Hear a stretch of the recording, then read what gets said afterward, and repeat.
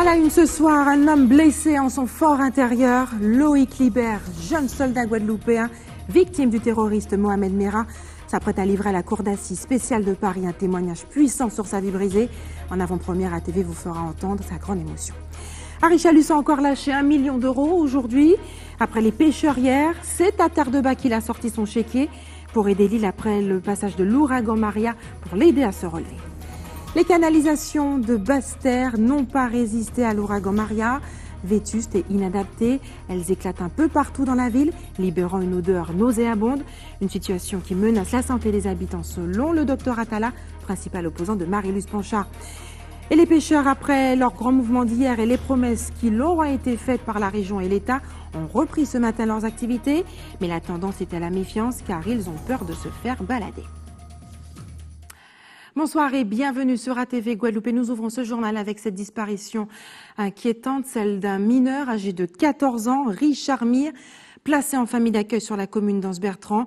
Ce dernier a quitté le domicile hier vers 5 heures du matin pour prendre son bus en direction de Morne-à-l'Eau, où il est scolarisé en classe de 4e au collège Charles de Gaulle. Il n'a plus été vu depuis 16 heures, heure à laquelle il a quitté l'établissement scolaire. Il ne détient sur lui ni argent, ni téléphone portable. Ce jeune adolescent de 14 ans, de type antillais, mesure environ 1,50 m. Il portait alors un jean de couleur bleue, un t-shirt blanc avec l'inscription du collège Charles de Gaulle de Morne-à-l'Eau et un sac à dos de couleur bleue. Si vous avez la moindre information sur ce jeune homme, vous êtes prié justement d'appeler le 17. Et c'est l'un des témoignages les plus attendus de ce procès. Le soldat guadeloupéen Loïc Libert, victime de Mohamed Merah, racontera demain devant la cour d'assises spéciale de Paris par visioconférence ce qu'il a vu le 23 mars 2012 à Montauban avant que Mohamed Merah ne tire sur lui et 2 de ses camarades. C'est depuis l'hôpital qu'il n'a pas quitté depuis 5 ans qu'il livrera son témoignage. Des souvenirs douloureux qui obsèdent encore le jeune soldat. Christian Bonnardel, Éric Dupuis. L'univers de Loïc Libert est cette chambre d'hôpital depuis 5 ans. Il s'apprête à affronter une nouvelle épreuve, témoigner devant la cour d'assises et se remémorer cette attaque de mars 2012. Je ne sais pas comment ça va se passer le 25, mais je fais tout mon possible pour garder toute la force que j'ai en moi, pour pouvoir bien m'exprimer et tenir bon en fait, afin de pouvoir faire de mon mieux, puisqu'à l'aujourd'hui c'est dans le néant, dans la tristesse, puisque chaque jour pour moi c'est un combat. Ce jeune soldat regarde sa vie d'avant, entouré de photos sur les murs. Il espère beaucoup de ce procès. J'ai une haine, j'ai aussi une envie, c'est de les voir bien condamnés à perpétuité, parce que les entendre, pour moi, c'est pas des êtres humains, c'est des monstres. Je ne m'énerve pas, parce que moi j'ai cette chance d'être encore là. Donc pour moi, dans la vie, tout se paye. Voilà, l'acte ne reste pas impuni. Loïc suit le procès depuis une salle spéciale dans l'hôpital. Cela accapare son esprit. Mais certaines infos qui lui viennent de Guadeloupe l'exaspèrent et le peinent beaucoup. Chaque jour, j'entends dans les infos, à la radio, qu'il y a eu tel mort. Pourtant, c'est pas en temps de guerre, c'est pas en temps d'attentat, c'est entre eux-mêmes. Arrêtez de vous entretuer parce qu'on est là et on fait simplement un moment sur terre. Donc, s'il vous plaît, arrêtez. Les parents de Loïc Libert le soutiennent quotidiennement pendant la durée du procès. Son état de santé ne lui permet pas, pour le moment, d'envisager un retour sur son île natale. 4 ans de prison ferme, c'est le jugement prononcé par le tribunal correctionnel de Pointe-à-Pitre pour le surveillant pénitentiaire accusé de trafic à la prison de Bemao, accusé avec 2 autres complices, dont un détenu. Dans le cadre du démantèlement d'un réseau, les prévenus sont demeurés très flous sur le déroulement des opérations. Et le maire de Pointe-à-Pitre n'est pas d'accord avec les chiffres de la Chambre régionale des comptes. La Chambre avait fixé, souvenez-vous, le montant du déficit de la ville à plus de 56 millions d'euros. Pour Jacques Bongou, il s'agit de chiffres erronés. Reportage Karen Diam.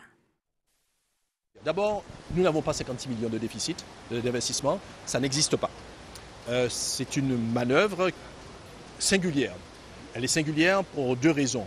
D'une part, parce que sur la méthode, la Chambre régionale des comptes veut imposer un mode comptable qui inscrirait dans des comptes administratifs dont le rôle est de traduire et de rendre compte de la gestion d'une année, d'inscrire dans ce compte administratif toute une série d'opérations qui n'ont pas encore eu lieu, qui relèvent de la rénovation urbaine jusqu'en 2020. Ça me semble grossier s'il n'y a pas d'explication derrière. La deuxième chose, c'est que dans ce qu'elle veut introduire et dans le décompte qu'elle fait sur les opérations de la rénovation urbaine, elle se trompe largement. Elle majore de 544% certains postes, faisant passer de 4,4 millions ce qui nous reste à réaliser pour payer les aménageurs de la rénovation urbaine, faisant passer ce qui nous reste de 4,4 millions à 25 millions. Donc, il y a un certain nombre d'opérations, il n'y a pas que ça, le FCTVA, les restes à réaliser et autres. Donc, nous contestons cela, même si par ailleurs, et nous le disons très franchement, la ville de Pointe-à-Pitre, la Chambre régionale des comptes nous a dit l'année dernière que dans son fonctionnement, elle rentrait en déficit. Et le président de région, Harry Chalus, les élus et les techniciens de la collectivité régionale effectuent aujourd'hui des visites de terrain à Terre-de-Bas dans le cadre d'une commission permanente externalisée sur l'île aujourd'hui. Après les pêcheurs hier, le président a encore sorti son chéquier pour aider les Terre-de-Bas. Le montant de l'aide, 1 million d'euros. Reportage Nathalie Dinan, Patrick Curie. Le président de région avec les membres de la commission permanente se sont rendus à Terre-de-Bas pour y mener une réunion décentralisée. Harry Chalus, accompagné de plusieurs vice-présidents et de ses cadres, a apporté tout son soutien à Terre-de-Bas, lourdement touchée par les ouragans.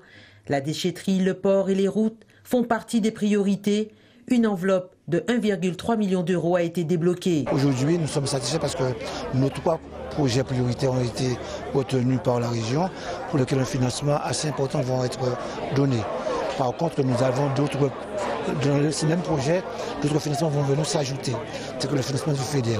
Donc je suis vraiment globalement satisfait de la visite du président et de ses collègues au niveau de la commission permanente. Lors de cette commission, plusieurs points ont été abordés, notamment une rallonge de 600 000 euros pour les pêcheurs ou encore 2 surpresseurs pour la ville de Sainte-Rose. Nous avons voté aussi plusieurs millions concernant la deuxième chance, la Guadeloupe Formation, les autres structures avec qui nous travaillons dans le cadre de l'insertion de la jeunesse. Et j'aimerais dire quand même qu'à part les 600 000 euros pour les pêcheurs, c'est plus de 200 000 euros que nous avons voté pour accompagner des pêcheurs individuellement à la réfection de leur casier, le matériel qu'ils ont perdu, à hauteur de 7 à 15 000 euros individuellement.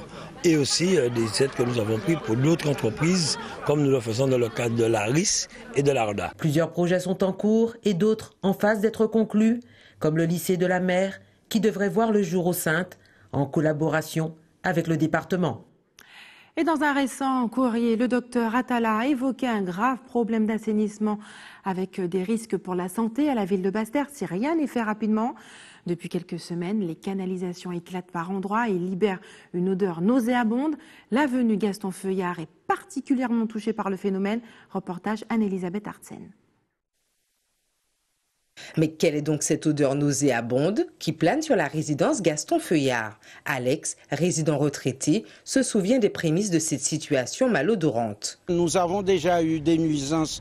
Ça fait quelques années, la route était presque coupée parce qu'ils ont dû faire des travaux qui ont permis l'évacuation de cette eau usée dans les fossés.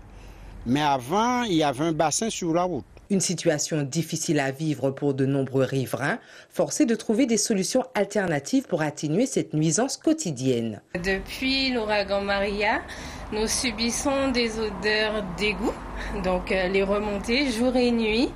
Et c'est vrai que c'est très nuisible, très perturbant pour nous qui vivons dans le quartier. Je suis obligée de me calfeutrer, de m'enfermer dans la maison jusqu'à ce que ça passe. Donc soit je ferme les fenêtres, soit je baisse le sort. Enfin voilà, on essaye de trouver des petites astuces pour ne pas sentir de plein fouet les odeurs, notamment le midi quand le soleil a bien tapé, bien chauffé. C'est insupportable. J'ai pas fait le courrier, mais c'est vraiment insupportable. Parce que moi, je dors plus dans ma chambre. Je dors dans le salon et tout est fermé. Alors on ne vit pas, on n'a pas de vie. Ça fait un moment que ça dure, l'eau qui coule là. Je ne sais pas si c'est au niveau du le nouveau lotissement qu'on a fait, Parce que c'est depuis maintenant là qu'on sent l'odeur, parce qu'avant, on ne sentait pas l'odeur. Le soir, on n'arrive pas à dormir, on est obligé de fermer les persiennes tôt le soir pour que l'odeur ne puisse pas entrer. Bon, dis entre parenthèses, l'odeur rentre quand même, hein, parce qu'en plus, j'en ai 2 enfants.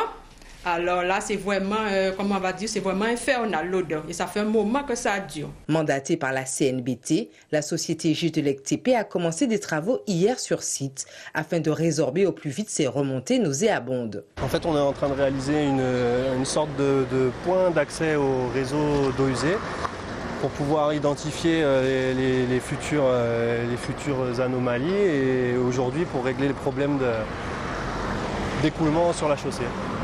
Grâce à ce regard posé ce matin par les techniciens, la CNBT pourra ainsi mieux entretenir ses canalisations en faisant notamment appel à une société d'hydrocurage aussi souvent que nécessaire afin d'éviter que les eaux usées ne ruissellent de nouveau sur la route. Et que deviendront les grandes villes de l'agglomération pointoise à l'horizon 2030 ? Un séminaire met en perspective l'ensemble des projets d'aménagement et de développement des centres-villes des Abîmes, de Bemahaou et de Pointe-à-Pitre à la salle Georges Tarrère à Pointe-à-Pitre. Aujourd'hui, celui-ci portait sur le cœur justement de Pointe-à-Pitre qui pourrait bien subir des transformations majeures. Reportage Karen Diama. Quel investissement pour quel aménagement d'ici 2030 ? Une question que se posent déjà les agglomérations pointoises. Cap Excellence a déjà mis en œuvre un certain nombre de documents d'orientation, de schémas directeurs, le schéma de cohérence territoriale, le plan d'action stratégique économique de Cap Excellence, pour aller en avant de façon synergique.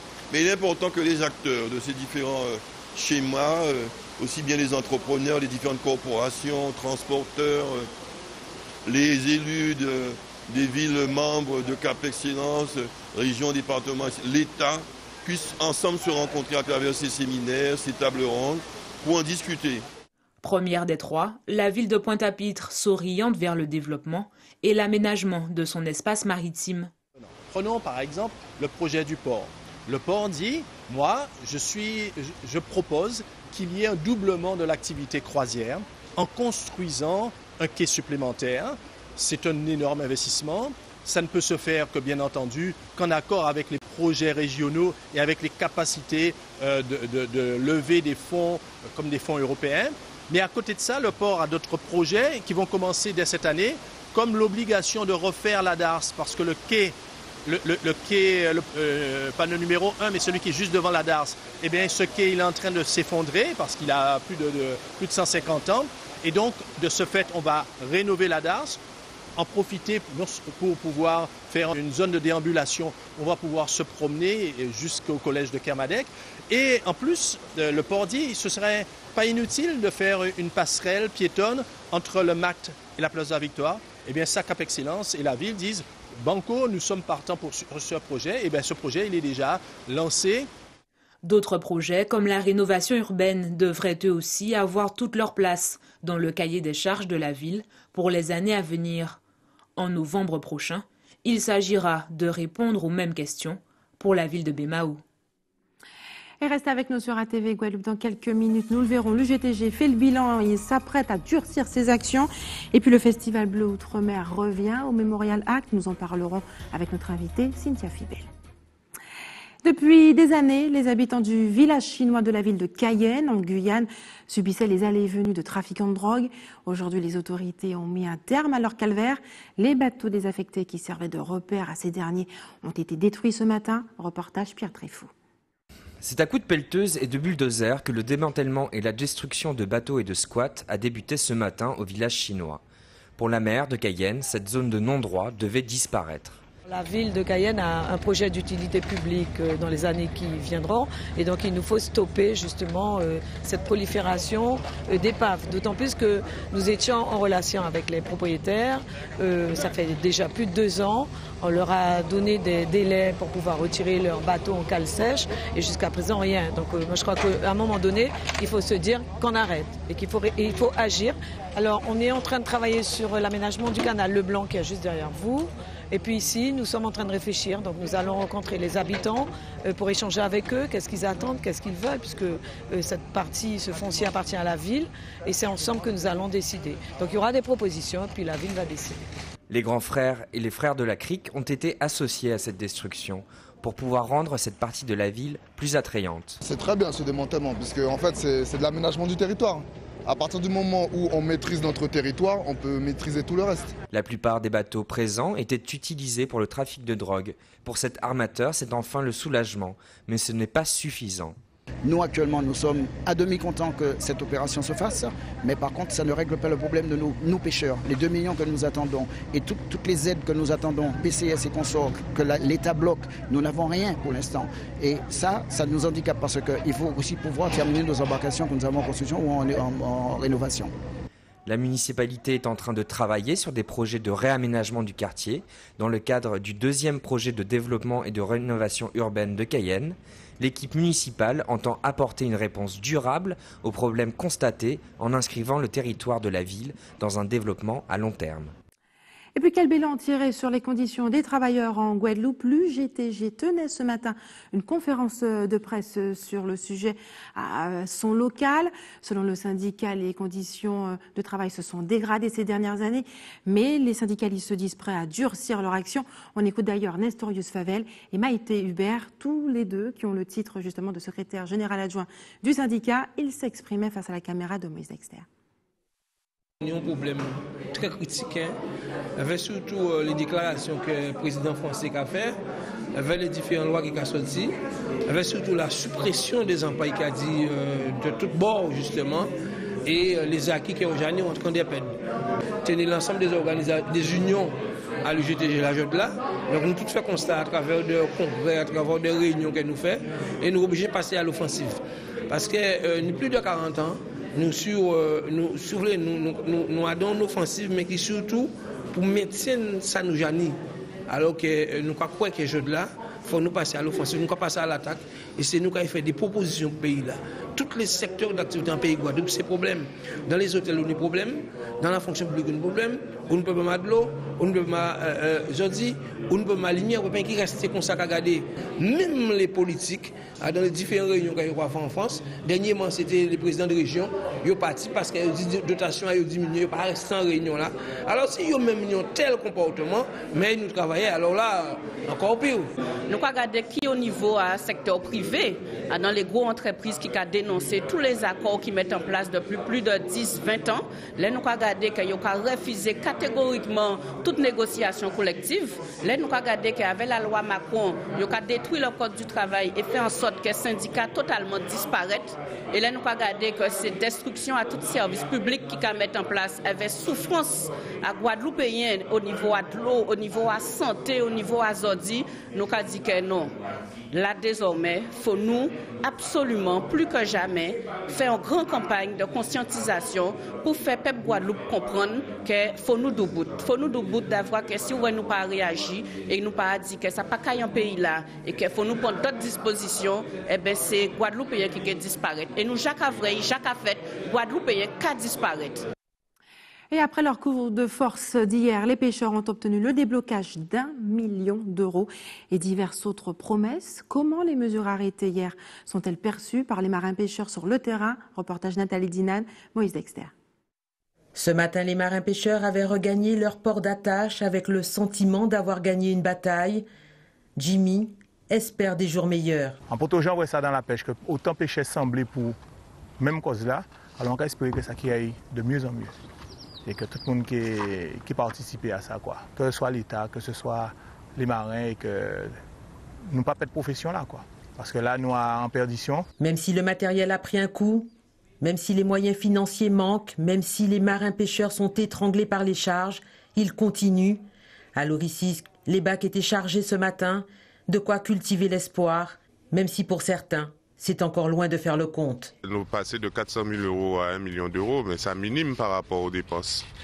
Nous avons une commission technique qui était réunie et qui fait remonter les doléances des marins-pêcheurs vers les sommes perdues. Grosso modo, on est pour 7 millions d'euros de pertes. Le coup de force d'hier a en partie porté ses fruits. Il est vrai que la Guadeloupe a été paralysée pendant des heures. Et ceux qui se considéraient être des otages n'ont pas forcément accepté la méthode. Ça fait un plaisir. Ça fait moins plaisir et encore remercier tous ces marins-là qui étaient là. Et on espérer que c'est là qui partent là, qui aillent en l'embé là, que le prochain coup qui est là. Parce que les gens combat là c'est pour tout le monde, pas pour en partie, pas pour le reste. Contre toute manifestation, il y a des gens pour qui gèrent nous, mais il y a en majorité contre qui gèrent nous, mais il y a une majorité pour qui encourage nous et ça magnifique. Parce qu'au moins les Antillais qui prennent conscience qu'il y a d'autres Antillais en souffrance. Les marins-pêcheurs restent véillatifs. Ils savent que l'état de catastrophe naturelle n'a pas été reconnu en ce qui concerne leur profession. Ils se méfient des décisions européennes qui, selon eux, ne sont pas adaptées à la Guadeloupe. Et après son vif succès de l'an passé, le Festival Bleu Outre-mer revient au Memorial Act dès demain pour 6 jours de voyage au cœur des cultures créoles. Pour nous en parler ce soir, Cynthia Fibel, vous êtes avec nous. Merci d'avoir accepté notre invitation. Bonsoir. Vous êtes la responsable de la programmation du Memorial Act. On se souvient encore de Michel Mado et de François Ladrezo comme invités d'honneur l'an passé, un vif succès. La salle était bondée tous les soirs. Cette année, c'est une femme du Gros Cas qui est l'invitée d'honneur. Il s'agit de Marie-Elena Lomuno, qui était notre invitée d'ailleurs hier soir sur ce plateau. Qu'est-ce qui a motivé ce choix ? Alors, le Memorial Act, en fait, c'est une offre effectivement culturelle, mais consciente, je dirais, sur le territoire de Guadeloupe. On parle de spectacle vivant, mais j'ai surtout envie de parler de mémoire vivante. Et au mois d'octobre, justement, l'idée, c'était vraiment de créer des traversées, de tisser des liens dans la Caraïbe. D'ailleurs, ce soir même se tient au Memorial Act, donc Hector Poulet et Jude Duranty qui viennent de sortir ce livre « Comparaison, siparaison ». C'est montrer que la Guadeloupe n'est pas seule. De son côté, la Martinique seule de son côté. Le festival, en fait, pour nous, c'était donner la voix, d'ailleurs, parce qu'il est porté aussi par de jeunes bénévoles, de jeunes acteurs de la culture guadeloupéenne. C'est de dire qu'on écrit l'histoire avec la Guadeloupe et on l'écrit avec la jeunesse qui se lève. Et c'est vraiment ça le festival qui veut tisser du lien entre justement des espaces qui sont aujourd'hui peut-être parfois inconnus. La Martinique, est-ce qu'on la connaît bien? La Guyane, est-ce qu'on la connaît bien? La Nouvelle-Calédonie. Vous donnerez justement la voix même à des artistes venus de Nouvelle-Calédonie. Tout à fait. Donc on a Paul Wameau qui vient de la Nouvelle-Calédonie, qui est un poète, qui est un slameur, performeur et qui fait rentrer une forme de créole, le créole kanak. Justement dans sa musique, on retrouve des rythmes kanak, mais aussi d'autres rythmes plus électro. Pareil avec donc Chassol qui sera là le 28 justement pour la Journée internationale du créole. Il vient de la Martinique, mais en même temps, il est à la croisée des mondes, j'ai envie de dire.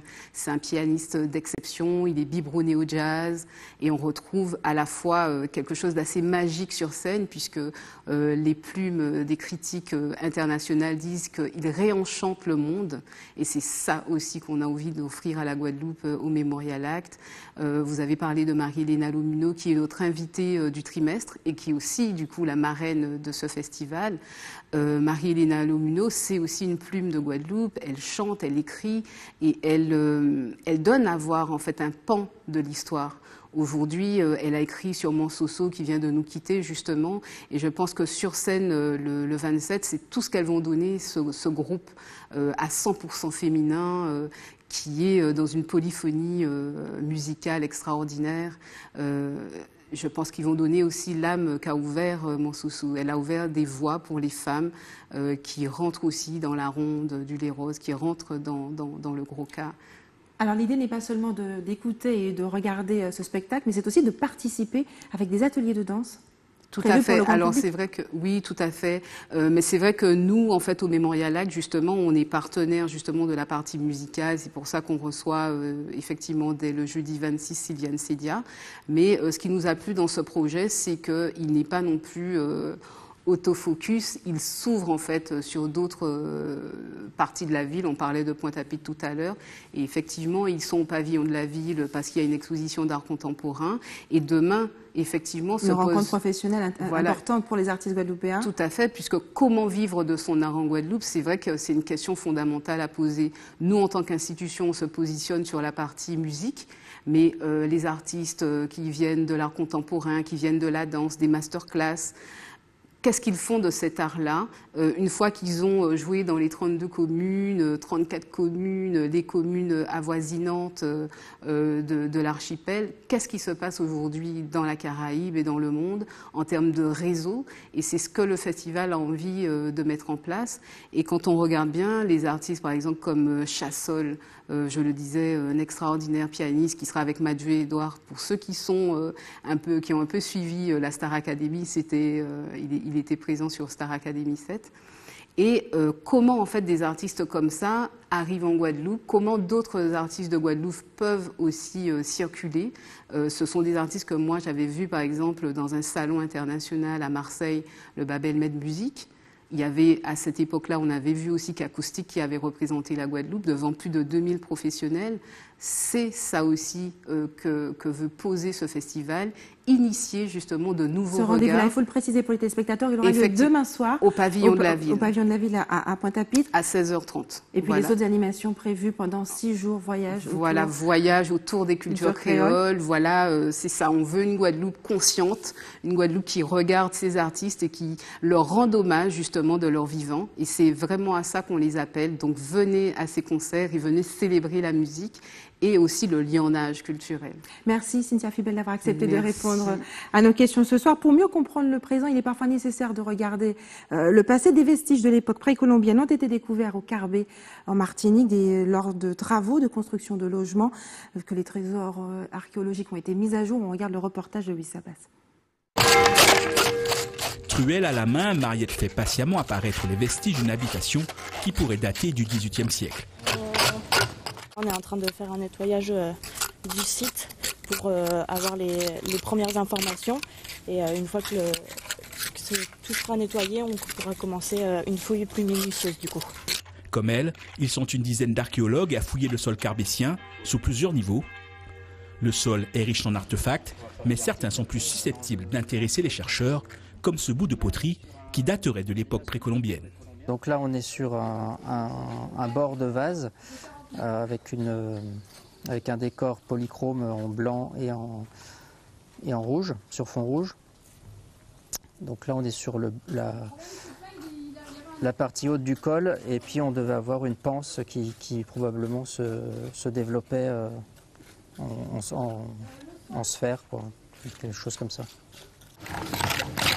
Cela fait une semaine que les fouilles ont débuté. Trop peu de temps pour affirmer avec certitude qu'il s'agit d'une zone d'habitat ou de passage d'Amérindiens. Alors le moindre indice compte, poterie, outils ou même restes d'animaux. Et voilà, ça se présente sous cet état-là. On va retrouver leurs ossements. Alors on a différentes façons. On va soit trouver une fosse où ça va être des rejets de consommation et des rejets de boucherie. Là, on va observer les traces de découpe pour savoir comment ils découpaient leurs animaux. Et puis des fois, on peut aussi avoir une sépulture animale ou quelque chose, un animal qui a été enterré entier. Ça peut être religieux, ça peut être cultuel. Au niveau des rites, dans les religions anciennes, il y a toujours l'animal, vu qu'il était à la base de l'économie, il a un rôle très important, et donc on peut retrouver un animal qui va avoir un soin particulier, un animal qu'on aura apprécié, qu'on va enterrer, on va lui faire un peu une sépulture. Les vestiges ont été mis à jour à 2 pas de la mairie, suite à des travaux de modernisation du centre-bourg.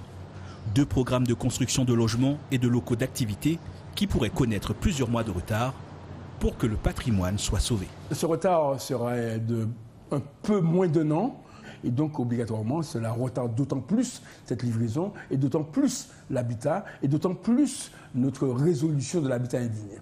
Nous comprenons, même si effectivement, je pense que les délais auraient pu être un peu moins contraints, un peu plus contraints, dirons-nous, mais il est vrai que le patrimoine est important, que l'histoire doit s'enrichir de ce qu'on nous trouve. Une deuxième zone de fouille débutera non loin de là. Photographie, plans, datation, toutes les informations seront enregistrées avant la poursuite des travaux de construction, à moins d'une découverte majeure sur la vie des Amérindiens qui auraient vécu ici avant l'arrivée de Christophe Colomb, il y a 4 siècles. Et c'est l'heure des informations pratiques. Maintenant, la Guadeloupe est placée en vigilance jaune à compter de ce soir pour fortes pluies et orages jusqu'à jeudi. la journée inclus. L'équipe de l'établissement français du sang vous donne rendez-vous demain au centre commercial de Destrélan à Bemao de 13h à 17h30. Et enfin, si vous avez des informations à nous communiquer, n'hésitez pas à nous appeler au 60 11 2 fois.